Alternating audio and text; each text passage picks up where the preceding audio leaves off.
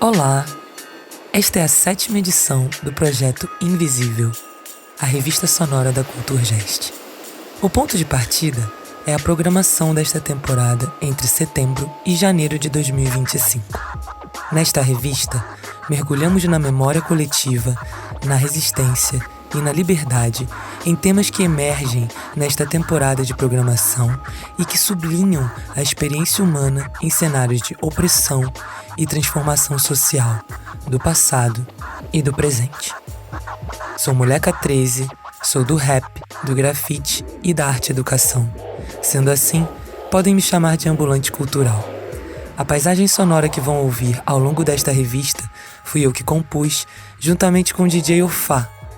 Entre sons, vozes e histórias, é a mim que vão ouvir, guiando esta jornada pela 7ª edição do Projeto Invisível. Vamos nessa?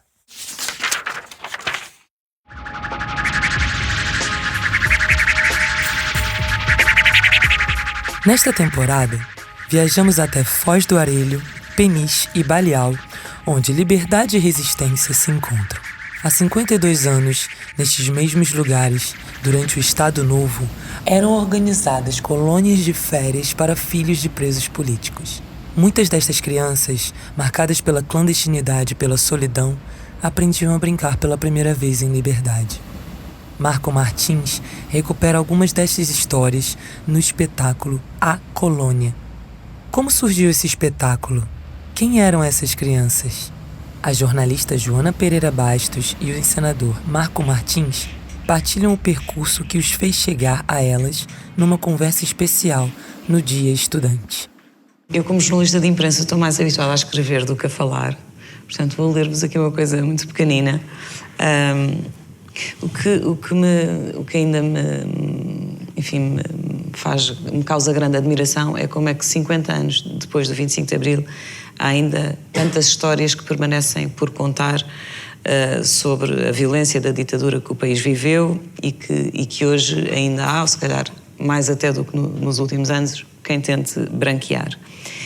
E, claro, que ainda que nunca seja demais fazê-lo, já se falou muito sobre a pobreza, sobre o obscurantismo, a que estava votada grande parte da população, sobre a implacável atuação da censura ou sobre a tortura brutal que era aplicada pela PIDE a todos os que ousavam desafiar o regime.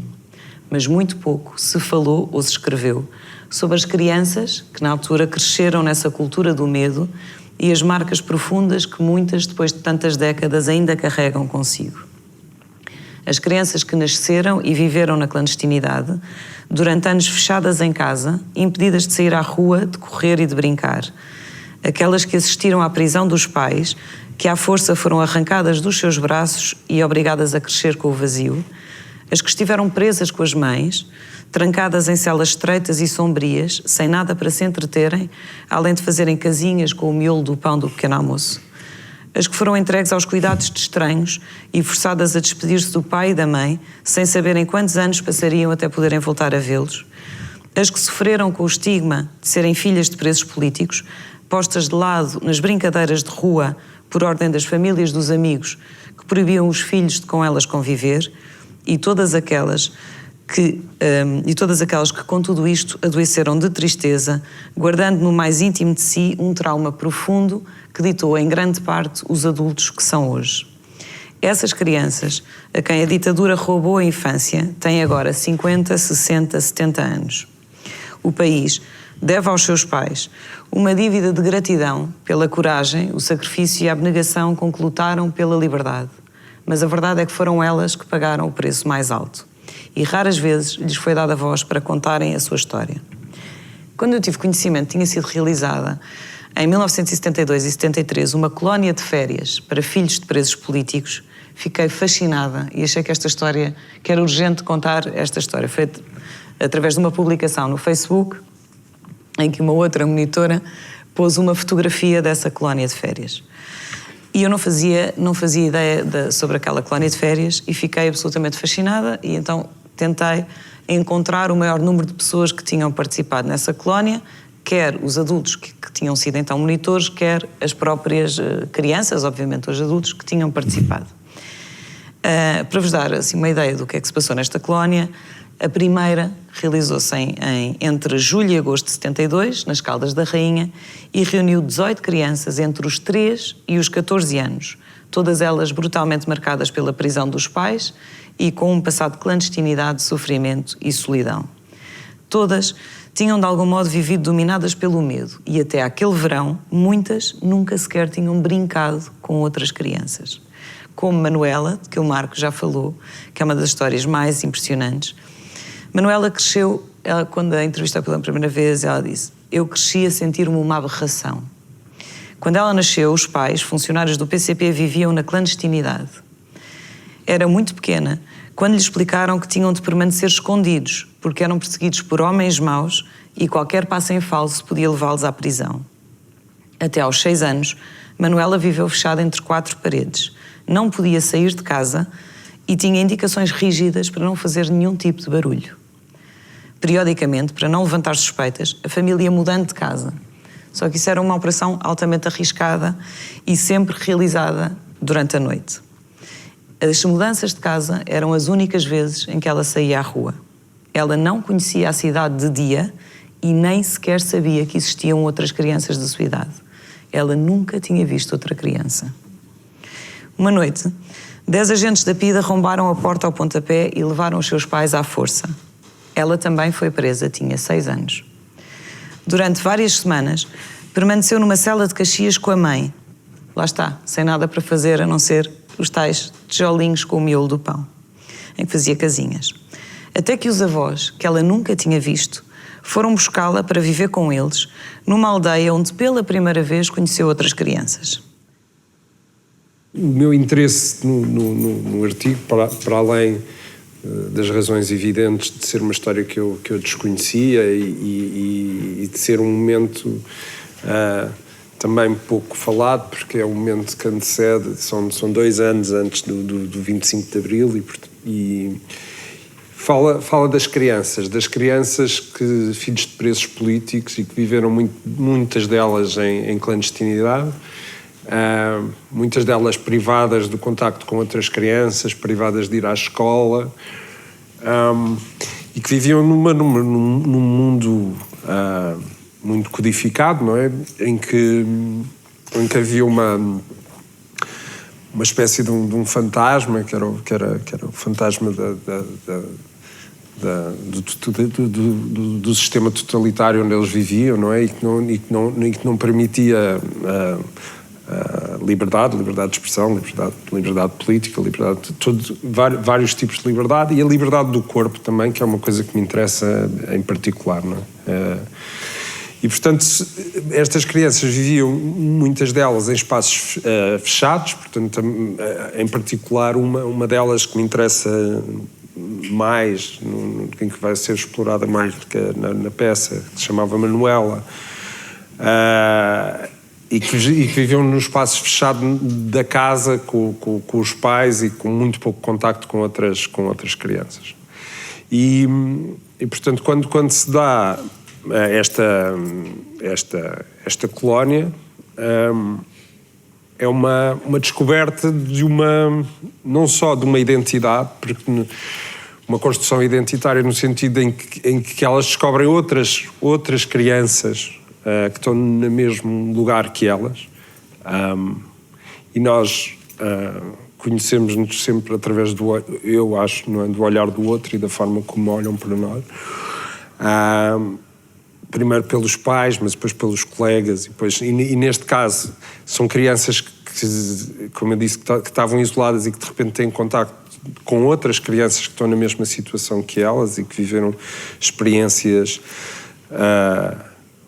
similares, e depois era um espaço, e isso é que é fantástico nesta história, que de repente que era mesmo de liberdade, ou seja, cantavam canções revolucionárias do Zeca Afonso, podiam fazer o que elas quisessem, porque a escola do Estado Novo ainda era a escola do Estado Novo, não é? Ainda com toda a história do colonialismo, uma escola muito rígida e, portanto, e de repente também a introdução a novos sistemas pedagógicos, a novas formas de ensinar, em que a criança tinha voz e poderia decidir o que é que ela queria fazer. Portanto, é quase uma revolução em semanas, não é? Em poucas semanas. E, portanto, a colónia também representa também uma utopia para mim. Não é só a liberdade, é a utopia. E nesse sentido, algumas das coisas depois cumpriram-se, não é, com o 25 de Abril, outras, na verdade, são mesmo utópicas, não? E a ideia da peça é trazer a voz destas pessoas que participaram na colónia. Ainda não sei se será possível tê-las presenciais enquanto intérpretes da própria peça. Esse é o desejo, se não todas, algumas delas. Quer as crianças, que hoje têm 50 e muitos, 60, quer os monitores da colónia, que a Conceição fez parte, os professores da colónia, e ter crianças de hoje a refletir um pouco sobre esse período, e essa é assim a ideia de que está na base desta peça. Neste momento há uma investigação que já foi feita pela Joana Grande, outra que fizemos em conjunto, com entrevistas extensas a estas crianças, que todas elas, na minha opinião, depois tiveram que lidar com este trauma da clandestinidade, da prisão dos pais, da violência daquele período, e, como é evidente, deixou marcas profundas na sua vida enquanto adultos, nas relações sociais, nas relações pessoais, porque há uma espécie de paranoia também que se instala, não é, na cabeça de quem vive num sistema daquela natureza, e que perdura. A Colônia, de Marco Martins, 5 a 14 de dezembro, no auditório Emílio Rui Vilar, na Culturgest.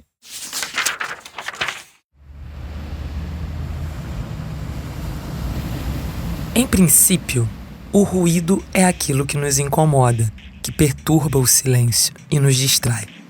Mas o ruído também pode ser uma fonte valiosa de informação, revelando algo que não conseguimos decifrar. Essa dualidade torna o ruído curioso. Sofia Dias e Vitor Roriz, em colaboração com investigadores do Champalimaud Center of the Unknown, mergulharam na complexidade do ruído, explorando essas camadas para a criação do espetáculo de dança precisamente chamado Ruído. Vamos ouvir alguns sons ou ruídos deste espetáculo?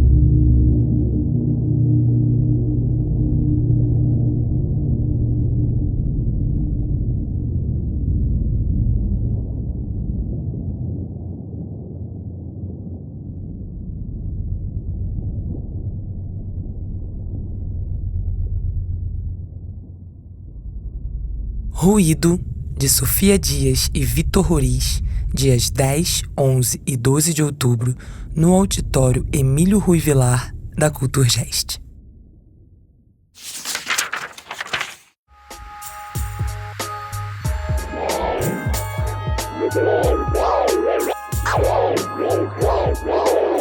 É conhecido o episódio inesperado e violento que a antropóloga Nastassia Martin viveu enquanto estudava o povo Even, no extremo oriental da Rússia. Durante uma das suas estadias na região, teve um encontro com um urso que a marcou para sempre. A partir daí, desenvolveu um olhar político sobre a relação entre humanos e animais e como ela interfere nos modos de sociabilização das culturas. Nastassia vem à Culturgest para nos falar de como acreditar nas feras e partilhar o documentário Tvayan, que retrata a vida de Daria, a chefe do clã Even, que volta a viver na floresta com os seus 5 filhos após a queda da União Soviética, reconciliando-se com a natureza. Como se reconecta a humanidade e a Terra para enfrentar as mudanças ecológicas e sociais? A partir desta interrogação, encontramos um episódio da série Conversa na Rede, em que o filósofo indígena Ailton Krenak e Nastassia Martin trocam ideias. Vamos escutar? Trabajando en Siberia y por todo lo que había pasado en 15 años con el cambio climático y qué pasa en el cambio climático son los elementos que se despertan, ¿no? Como que retoman el poder, ¿no? Entonces empecé a mirar, a ver cosas que nunca había visto. Por ejemplo, mirar a Daria, mirar al fuego. Como que, porque sí, el fuego es el centro de la casa, es, bueno, la vida. Y viendo a Daria dando comida al fuego.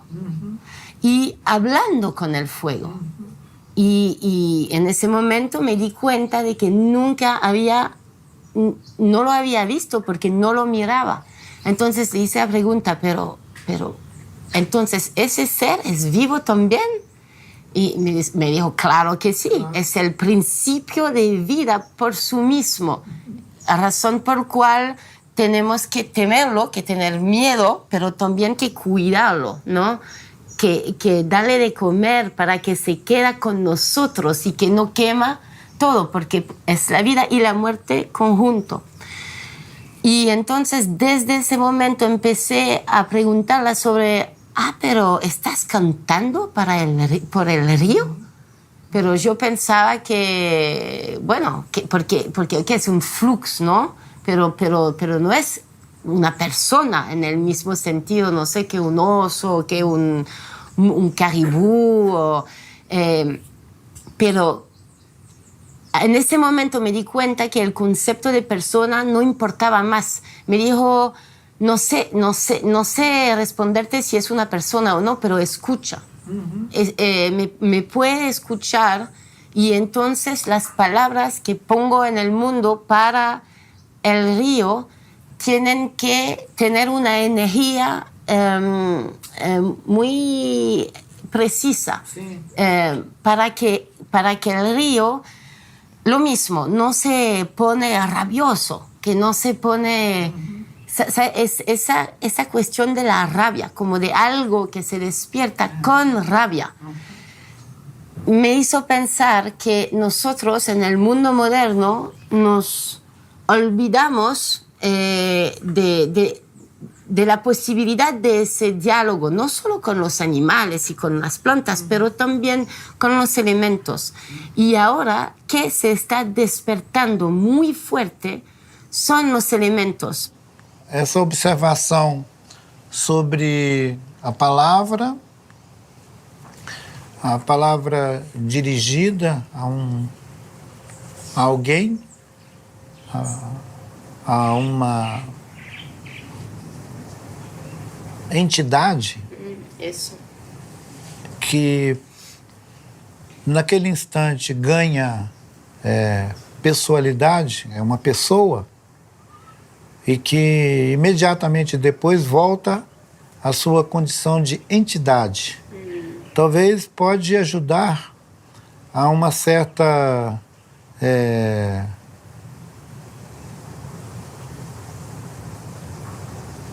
suavidade no conceito. Ele não precisa ser tão estanque, ele não precisa ser tão definitivo. Ele pode ser também temporário. C'est ça.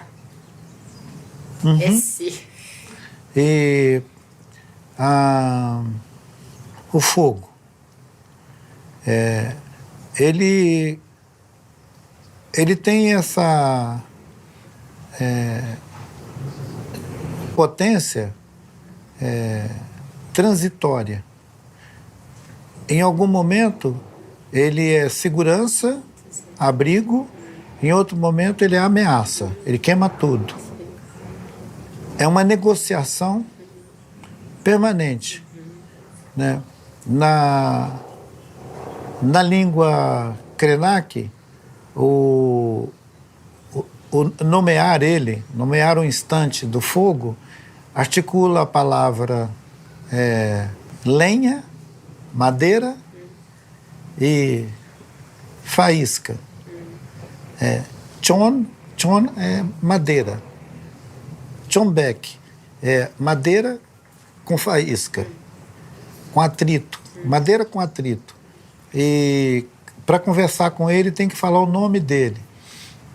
Então, as mulheres mais velhas sempre estavam na cozinha, algum momento da manhã ainda, começando a mexer e conversando com ele. Chombek Erhe, Chombek Irin, né? Dizendo para ele, você está soltando fagulhas. Cria uma intimidade. Você é bonito. Você está bom. Aí ele trabalha, ajudando a fazer a casa, a comida e tudo. Em algum momento, essa palavra também amorosa, sensília, ela também pode dizer para ele, fique quieto. Tem que dar ordem para ele se conter, para ele não se espalhar. E é interessante pensar que essas pessoas, nos seus mundos, na sua cosmologia, que adquirem esse dom, esse poder de falar assim com o fogo, de falar assim com a água, seria interessante observar como essa experiência pode subsistir a toda a erosão ao redor. Como continuar existindo pessoas com esse poder de conversar com a pedra, com o fogo, com a água, de conversar com o rio, negociar com ele, dizendo, olha, aqui estão nossas casas. Você está muito nervoso. Não vem para cá. A conferência Acreditar nas Feras, com Nastasha Martin, decorre no dia 19 de setembro, no pequeno auditório da Kulturgest. A conferência é seguida pela projeção do filme Tvayan, de Mike Magdson e Nastasha Martin. E a entrada é gratuita.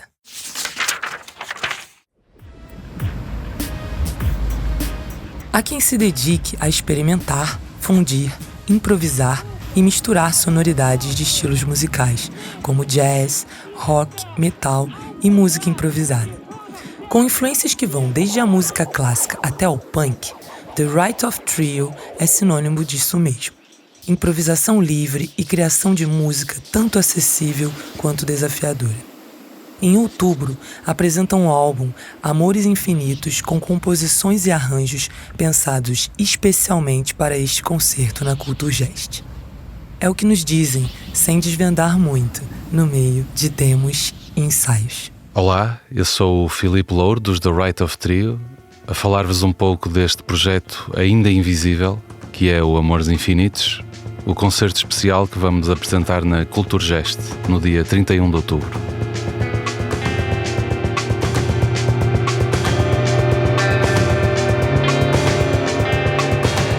Estamos a ouvir uma demo da introdução do concerto, mas não queremos revelar muito. Quando nos convidaram para participar neste projeto invisível, pensamos logo no gravador de voz do telemóvel. ora utilizado para registar ideias no imediato, ora para gravar ensaios, ou até muitas vezes simplesmente usado para gravar sons do dia-a-dia, que até chegam a fazer parte de discos e concertos, tal como aconteceu no nosso último trabalho, Free Development of Delirium. Deixo-vos então com uma espécie de colagem de algumas gravações inusitadas deste processo longo e invisível que é a construção do Amores Infinitos, dos The Right of Trio.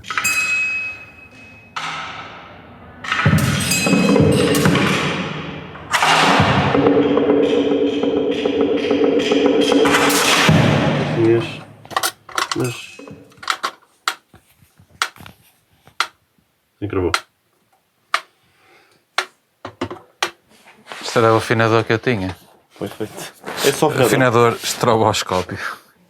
Z.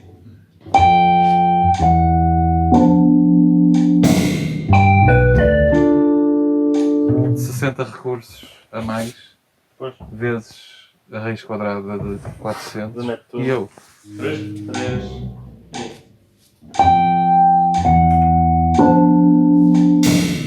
Bom, volto ao computador para olharmos aqui para o nosso plano de overdubs e basicamente de falta de tempo. Isto não vai dar para tudo.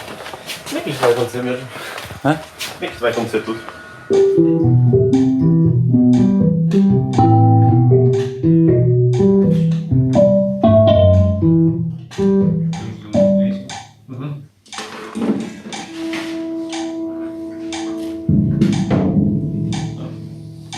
Vai. 3. Grava aqui. Agora? 3. Nice. Querem ouvir? Sim.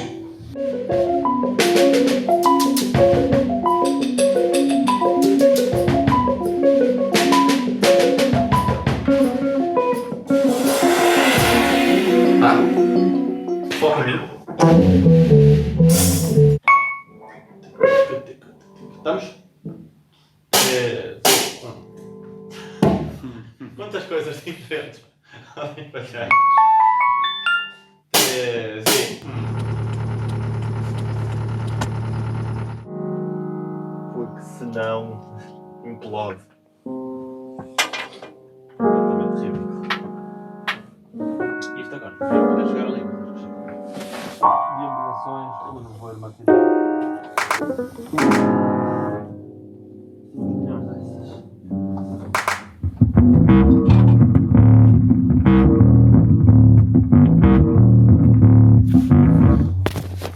Sim. 3, 4. É tempo. É uma semina ali. Ok.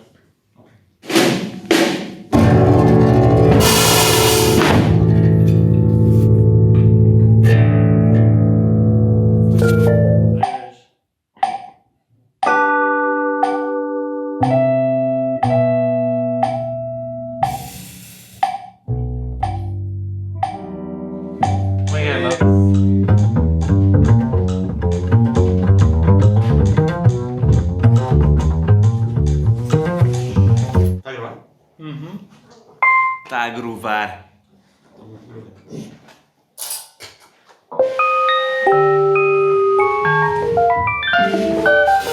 Mas vamos do 34. Ok. 2, 3.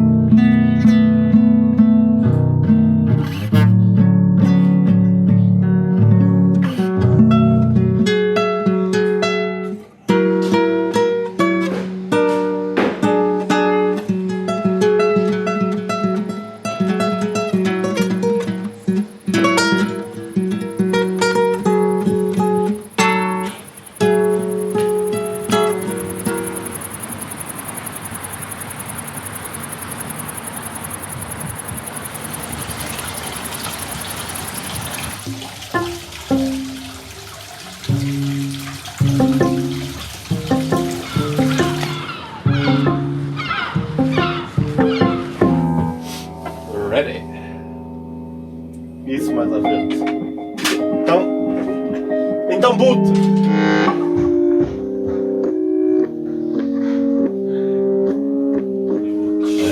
Tilápia. Tilápia. O que é isso? Tilápia é um peixe. Isto foi tudo.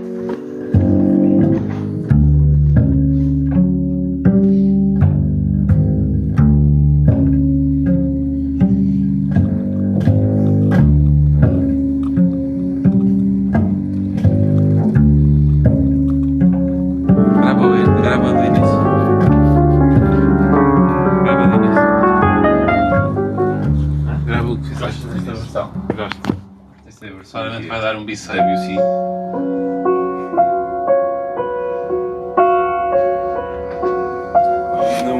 Tem poder abstrativo. Isso é o que eu estou a perguntar, se tem poder abstrativo. Não. O que ele analisa é todas as garras que já foram criadas das pessoas. Desde 1750 até ao que o Pedro acabou de escrever há bocado. Qual pensador? O composer claramente não ganha nisso, tipo, tem mais disponibilidade biónica. É assim. Mas o Pedro tem um cérebro humano. Tem que estar à frente. É 1 hora para cada um, sendo que em 1 hora o Alpha Composer vai compor 300 peças. Olha, vai-nos Deus. Puderam ouvir uma seleção de gravações de ensaio, mas também de pré-ensaios e pós-ensaios, na concepção e preparação deste Amores Infinitos, onde ouviram também Pedro Melo Alves e André B. Silva. Passo agora a palavra ao Diogo, que é um dos convidados deste concerto. De notar que o Diogo foi praticamente obrigado por mim a gravar este áudio e, em troca, pôde fazê-lo de forma livre e, portanto, sem querer, usou a palavra interessante 2 vezes. Como todos sabemos, é uma palavra proibida. Olá, meu nome é Diego Ferreira e faço parte do ensemble vocal que acompanhará a Right of Trio no concerto 31 de outubro na Culturgest, juntamente com Beatriz Nunes, João Neves, Miguel Laféria, Nazaré Silva e Hugo Henriques. Penso que teremos agora a oportunidade de ouvir um pequeno excerto de um dos temas, que se chama Sol, Vega e Luna, um excerto extraído de uma das primeiras sessões de experimentação para o concerto e também para a gravação do disco que está a decorrer ainda.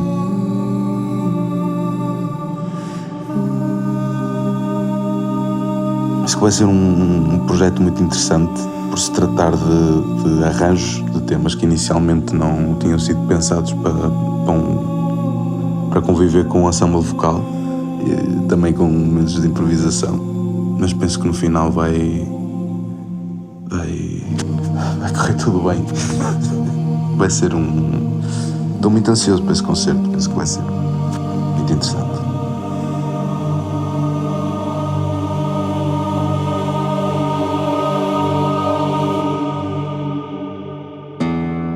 O Amores Infinitos será um concerto totalmente novo, com música nova, com muitas composições e arranjos a serem pensados, em especial para a data de 31 de outubro na Culturgest.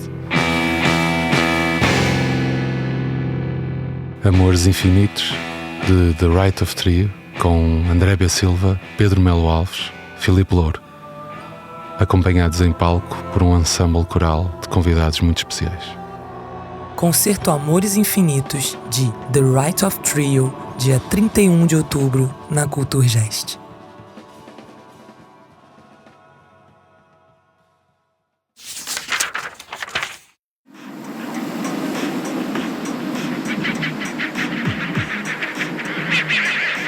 Partilhamos uma história inspiradora que nos leva até o Japão, ao jardim de Itaru Sasaki.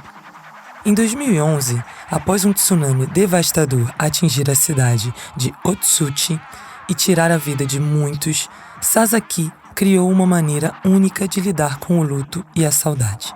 Montou uma cabine telefônica no seu jardim, desligada da rede, onde se sentava a conversar com quem tinha partido. Esse espaço tornou-se um símbolo de esperança e consolo, atraindo pessoas de todo o mundo que procuram uma forma de se conectar com quem perderam. Chamaram-lhe Telefone do Vento, e hoje há vários espalhados pelo mundo. Esta história também inspira o espetáculo Solstício de Inverno, de Guilherme Gomes.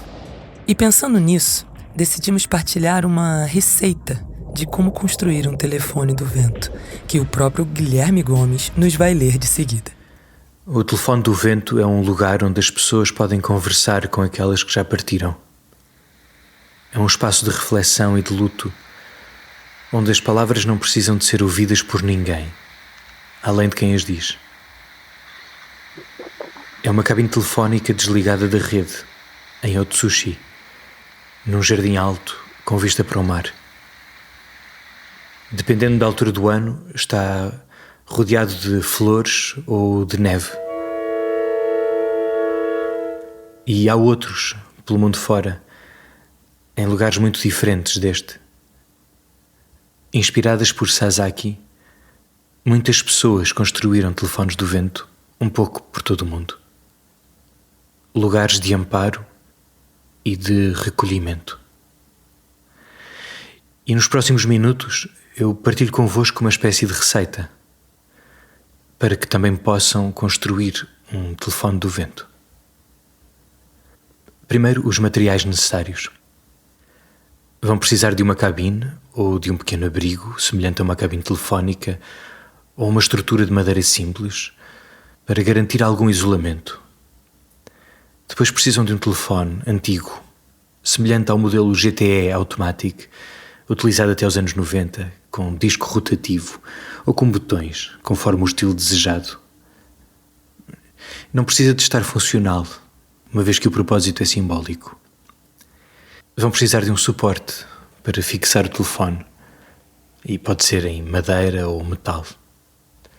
Cabos telefónicos que liguem o telefone à cabine para dar um toque mais autêntico, embora este material seja opcional, pois o telefone não estará em funcionamento. E precisam de uma porta ou de uma cortina de pano para criar um ambiente mais privado. É importante escolher um local adequado para o telefone do vento. De preferência um espaço calmo, como um jardim, um parque ou um outro ambiente na natureza onde as pessoas possam refletir e encontrar paz. A construção é simples. O telefone deve ser montado na cabine ou abrigo e ligado aos cabos para dar o aspecto mais autêntico, mas lembrem-se que o telefone não precisa de estar funcional. Na cabine podem adicionar alguma decoração personalizada para tornar o espaço acolhedor. Umas plantas, um banco, um bloco de notas, uma fotografia do telefone do vento original e alguma informação sobre o telefone do vento, para que os visitantes fiquem familiarizados com a ideia. Algo como: o telefone do vento é um lugar onde as pessoas podem conversar com aqueles que já partiram. É um espaço de reflexão e luto, onde as palavras não precisam de ser ouvidas por ninguém, além de quem as diz. Ao construir um telefone do vento, estão a criar uma estrutura física, mas também um espaço de ligação emocional e espiritual. Solstício de Inverno, de Guilherme Gomes, de 26 a 28 de setembro, no auditório Emílio Rui Vilar, da Culturgest. A sessão do dia 28 de setembro conta com a audiodescrição e a interpretação em língua gestual portuguesa.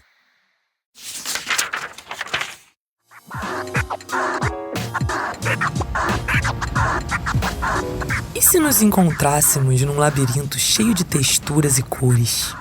Pode parecer estranho, mas em metade dos minutos, essa experiência é puramente sensorial. A instalação que Ângela Rocha traz à Culturgest é composta por materiais e sons de diferentes origens, criando um espaço onde o corpo se torna a peça central. Metade dos minutos foi a representação oficial portuguesa na 15ª Quadrienal de Praga e ganhou o prêmio do público PQ Kids. Conversamos com algumas pessoas que ajudaram a dar vida a este espaço de exploração sensorial e descobrimos as mãos que construíram esta obra única. As minhas mãos no projeto Metade dos Minutos acabaram por ter que destruir ou desmanchar colunas de som que foram agarradas à mesa e tocaram também no início em parte da cobertura feita com os alfinetes que a Ângela me cedeu um pouco do tecido com os alfinetes.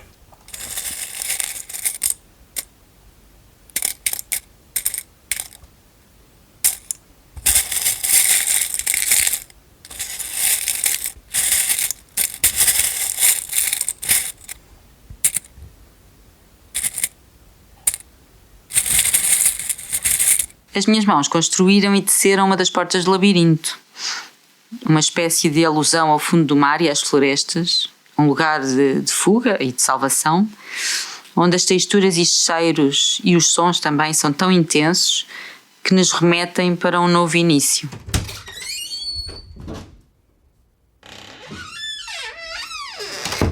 Cortaram, costuraram, dobraram e revestiram superfícies com cetim e feltro, com instrumentos como tesouras, réguas, agulha e linha. Pintaram com tinta e pincéis que vejo como extensões das minhas próprias mãos.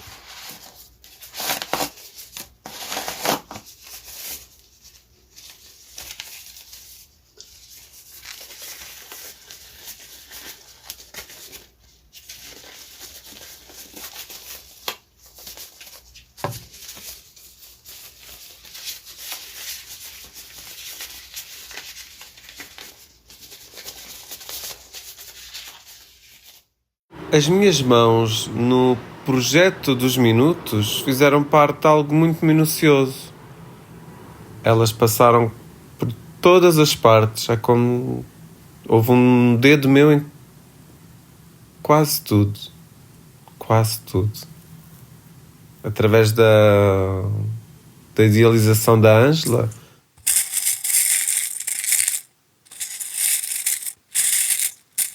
na parte dos alfinetes, não foi só um ato de prender, foi o próprio processo de transformar pequenos objetos em pontos de ligação.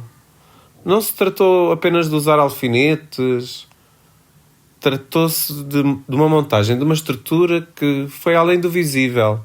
Metade dos Minutos, de Ângela Rocha, inaugura a 30 de novembro, às 15 horas, e está no palco do pequeno auditório da Culturgest até 5 de janeiro de 2025. No dia 7 de dezembro, há uma conversa com Ângela Rocha, com audiodescrição. Que sociedade queremos construir e como desejamos viver nossas cidades? Em toda a Europa, incluindo Portugal, muitas pessoas têm protestado pelo direito a uma casa a preços acessíveis. Esta é uma questão central, relacionada com um conjunto de desafios atuais, como a desigualdade social, a migração e a crise ecológica.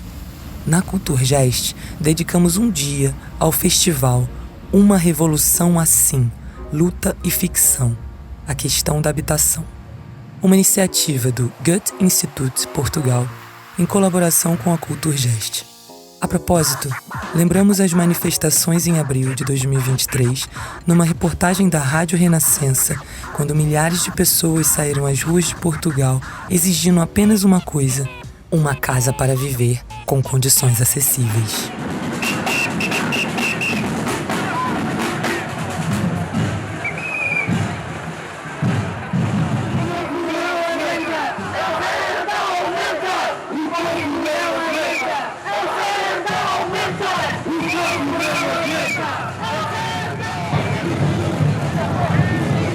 Nós estamos hoje aqui, em primeiro lugar, para dizer que as medidas do Governo não nos convencem e que há uma enorme crise na habitação hoje, há uma emergência social e o Governo parece que continua aliado dessa enorme crise, uma vez que faz medidas e um pacote de medidas que, sobretudo, vai beneficiar o setor imobiliário.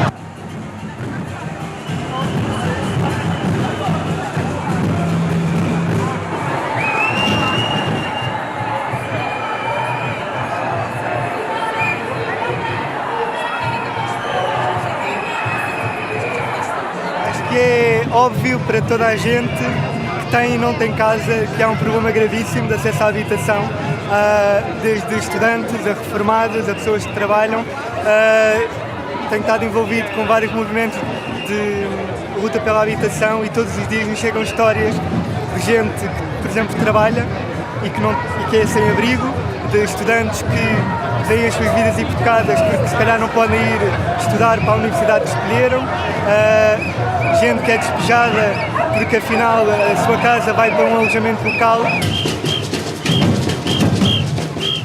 Uma revolução assim, luta e ficção, a questão da habitação, decorre no dia 26 de setembro, entre as 10 e as 21 horas, em diferentes espaços da Kulturgest. Toda a programação é de entrada gratuita. Como parte do festival, a Kulturgest e o Goethe Institut apresentam nos dias 5 e 6 de outubro Passa Cá em Casa, um percurso de 12 intervenções artísticas em casas particulares. Todas as informações estão disponíveis no site kulturgest.pt.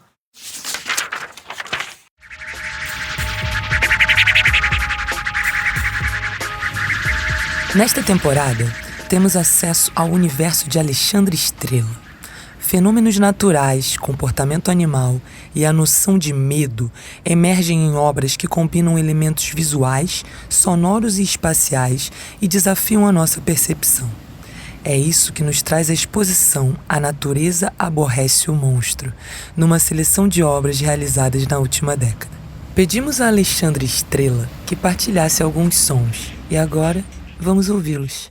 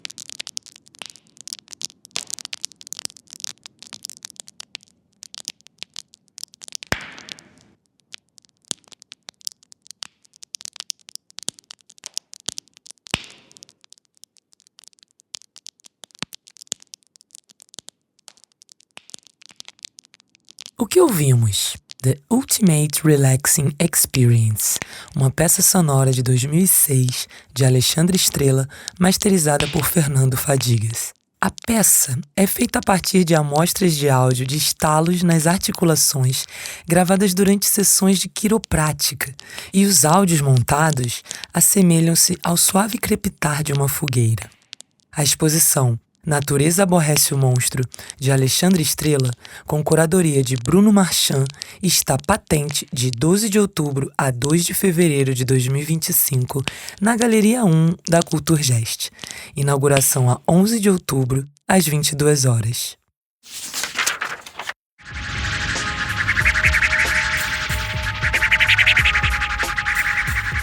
Não há qualquer tipo de incoerência no projeto artístico, uma certa falta de coerência. Fundado em 2008 no Porto, tornou-se um espaço de liberdade criativa e de experimentação, com exposições e performances que desafiam as convenções da arte contemporânea. A exposição A Clock O'Clock, do Território 7, celebra a trajetória do projeto Uma Certa Falta de Coerência na Fidelidade à Arte e dá a conhecer a influência que o mesmo tem tido no panorama artístico português. Vamos ouvir o que André Souza explicou sobre o projeto no seu início. O projeto Uma Certa Falta de Coerência surge no final de 2007, quando eu e o Mauro Cerqueira sentimos a urgência de fazer uma espécie de último teste.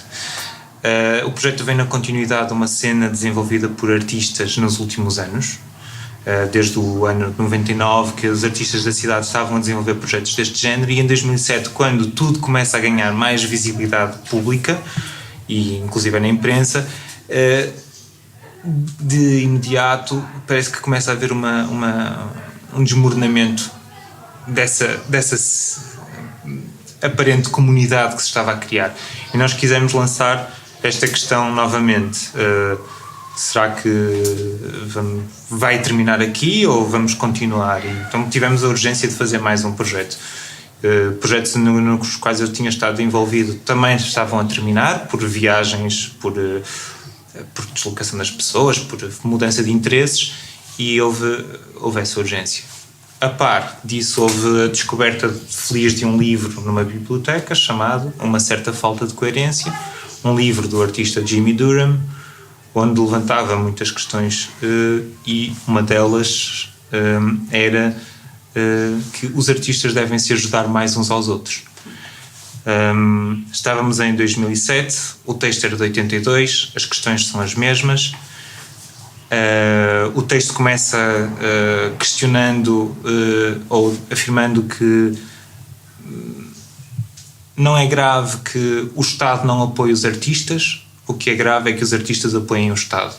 E coisas como esta para nós faziam muito sentido e quisemos partir para este projeto.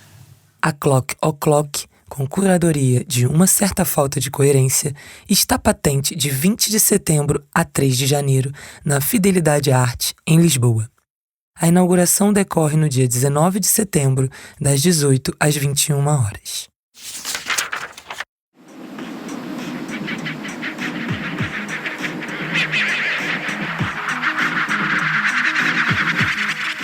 Estamos a terminar esta travessia de sons. Joana Gama e Luiz Fernandes apresentam em janeiro um concerto que celebra uma década de criação musical.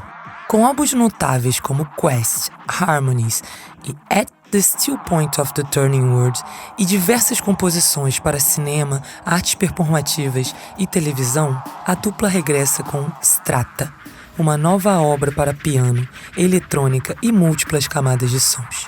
Como é essencial afinar os instrumentos para um concerto impecável, perguntamos a Joana Gama se ela mesma afinava o seu. É Hugo Freitas, da Pianos.pt, quem trata disso, e pedimos-lhes que explicasse como que faz. Eu sou o Hugo Freitas e, juntamente com o Pedro Coelho, somos a Pianos.pt. Conhecemos a Joana Gama no final de 2006, já lá vão quase 20 anos, Joana, através do João Godinho, um grande compositor e grande amigo nosso. E desde aí temos mantido uma relação profissional e uma relação pessoal também. Então, a afinação de um piano. Para já, há uma pergunta que se faz muitas vezes, que é se o afinador tem ouvido absoluto. Ouvido absoluto é a capacidade de, ouvindo uma nota ou um som, identificar imediatamente a que nota corresponde. O som do micro-ondas, uma buzina. A maior parte dos afinadores não tem ouvido absoluto, nem tenho a certeza que fosse conveniente ou que fosse uma vantagem. E há também a ideia de que o ouvido absoluto ou se tem ou não se tem. Não é verdade, o ouvido absoluto treina-se, qualquer pessoa pode treinar, e a prova disso é que nos países onde a língua é tonal, como a China, o Vietnã, a Tailândia, 60% das crianças com 4, 5 anos que entram no conservatório têm ouvido absoluto. Por comparação, nos Estados Unidos é à volta de 15% das crianças. Isto porque nesses países, a língua sendo tonal, no desenvolvimento da criança, o cérebro vai identificar como sendo importante, sendo determinante para a comunicação, para a linguagem, a identificação do diapasão. Na maior parte dos países as línguas não são tonais.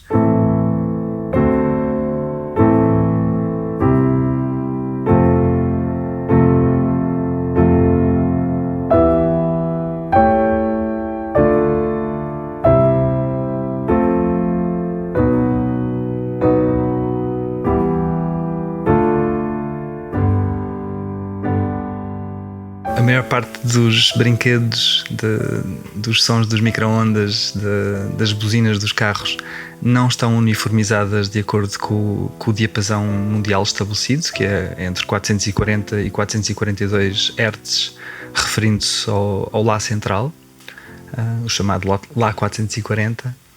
E portanto, no desenvolvimento cerebral das crianças e na conexão com o nosso ouvido, não é considerado determinante para o desenvolvimento da criança a identificação das notas. Está provado cientificamente que as crianças expostas a uma música em particular durante a gestação, a partir das 16 semanas, que é quando o ouvido interno começa a ligar-se ao cérebro, reconhecem essa mesma música entre outras do mesmo género musical com uma taxa de sucesso de 100% quando têm apenas um mês de idade. Isto mostra o quão importante é o contexto, a paisagem sonora à qual as crianças em gestação, ainda em gestação, são expostas para o desenvolvimento daquilo que é a sua capacidade de reconhecer música, reconhecer harmonia e reconhecer até diapasão.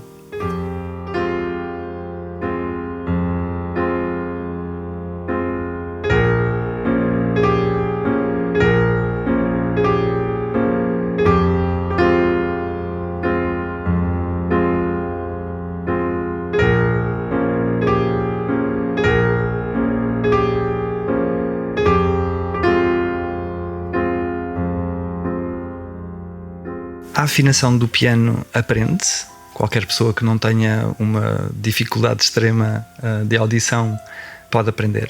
No sentido estrito, consiste no ajuste da tensão das cordas de forma a que o piano soe afinado em qualquer tonalidade. Isto significa que uma música pode ser tocada em dó ou em dó sustenido ou em qualquer outra nota e soa sempre afinado. A isto chama-se o temperamento igual. Antes deste temperamento houve outros temperamentos que funcionavam bem para certas tonalidades, mas não funcionavam para outras. Então o piano ou o cravo tinha que ser constantemente reafinado de acordo com as tonalidades que o intérprete iria usar.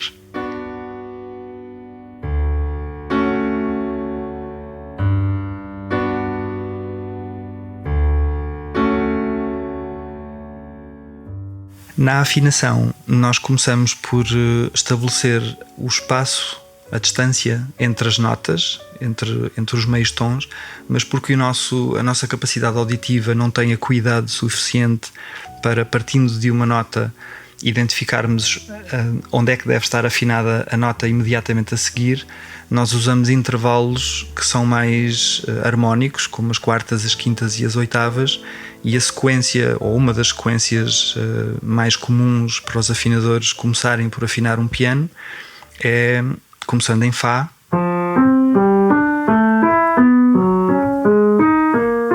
e voltamos a Fá.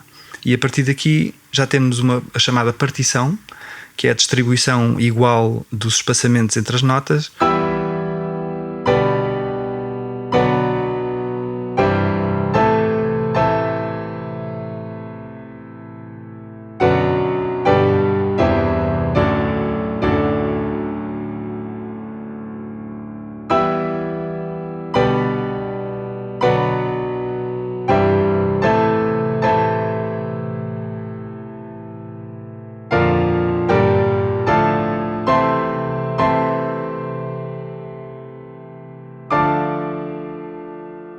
Sendo que, quando se fala em afinador de pianos, que é um nome assim mais lírico, romântico, charmoso, na maior parte das vezes o afinador de pianos é mais completo do que só afinar pianos. Harmonizar um piano é esculpir o som através da alteração da tensão, da pressão, do feltro que reveste as cabeças dos martelos. Há uma ideia generalizada de que um piano soa brilhante porque não pode soar de outra maneira. Não é verdade. Um técnico de pianos pode alterar significativamente o som de um piano através dessa harmonização das cabeças do piano. A maior parte dos pianos soam brilhantes por falta de manutenção e não porque é uma característica intrínseca do piano e inalterável.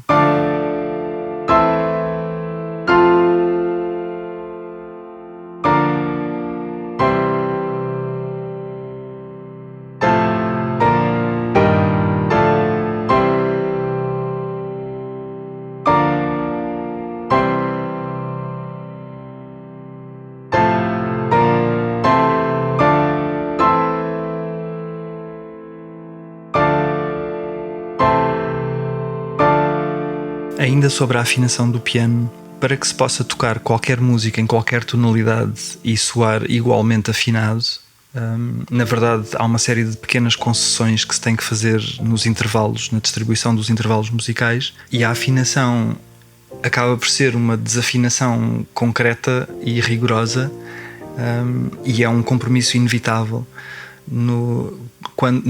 Há instrumentos que não têm uma afinação definida, como um violino, que permite fazer glissandos entre notas, então é o próprio violinista que escolhe exatamente onde é que a nota se situa, e quando há um concerto para violino e orquestra, no momento em que o violino toca a solo, os intervalos, principalmente as terceiras, as sextas, os intervalos que ele define são ligeiramente diferentes do piano. Quando está a tocar em ensemble, o piano torna-se a referência porque é o instrumento que não permite ao intérprete alterar a posição das notas, né?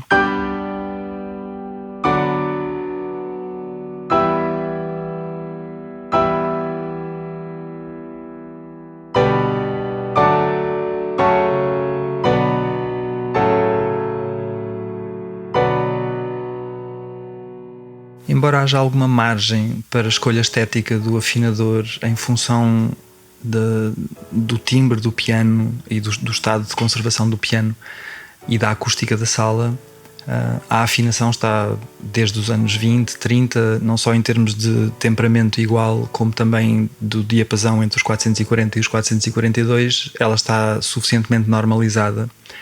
No entanto, pode haver exceções, e lembro-me que a Joana Gama participou num filme já há uns anos atrás, em que havia uma casa que tinha ardido e o piano tinha sofrido danos, e portanto também foi preciso desafinar o piano para corresponder à narrativa do filme.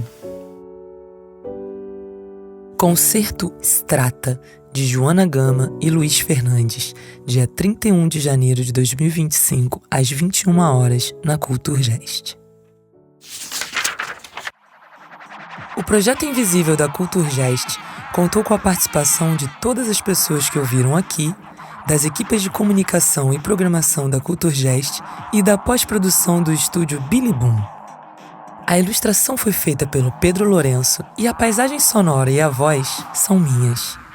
Chegamos ao final desta revista sonora, mas fiquem mais um pouco, ainda há uns sons por aqui.